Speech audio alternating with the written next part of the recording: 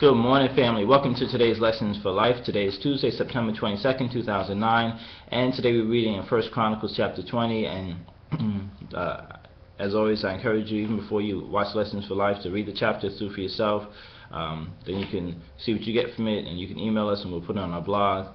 But as I was reading this chapter, it's talking very kind of graphically about David and what he did to some of the people after the battle, using the saw or whatever.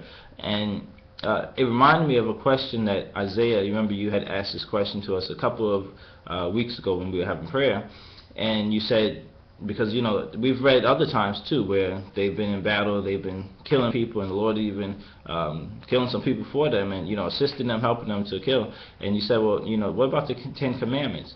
Didn't it say that thou shalt not kill? So it appeared to be kind of contradictory. And one of the first things, even just a lesson we can get, is when we find something as we're reading through the scriptures that appears to be contradictory, we don't want to just leave it at that and then now be confused by God or think that He is contradicting Himself. But we need to, it's for us then to dig deeper, dig further, and to see what, find out more about what appears to us to be contradicting. And this was one. It was a excellent question. And like I said, those who are watching, if you have some input, be free to. We encourage you actually to email us and tell us what you think about this as well, so we can update our blog with it.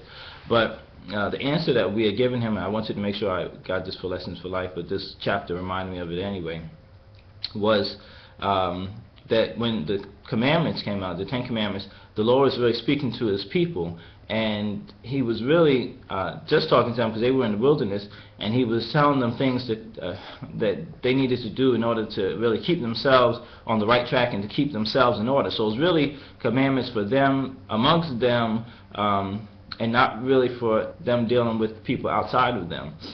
That's what we had explained to Isaiah when he asked that question, because we went back and we was looking over, and we was remember Moses brought to them when they was in the wilderness.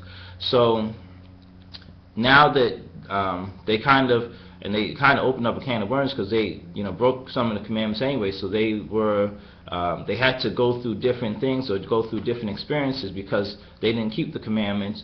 So now they have to get challenged by other people, and they have to fight for this and whatever. But because they didn't keep the commandments, then they put themselves up for all these trials and hardships that they're going through, and these battles that they need to fight. But the answer, like I said, that we gave him was that the commandments are really for them amongst themselves. So the overall lesson, actually, I really want to get, not just limiting to that, but when we see something in Scripture, like I said, that contradicts, it's for us to dig deeper, dig further, and to find out more about what we think is contradicting itself. So that's why I remembered as I was reading this chapter. With that, create yourself a wonderfully blessed day today, and we'll talk again tomorrow.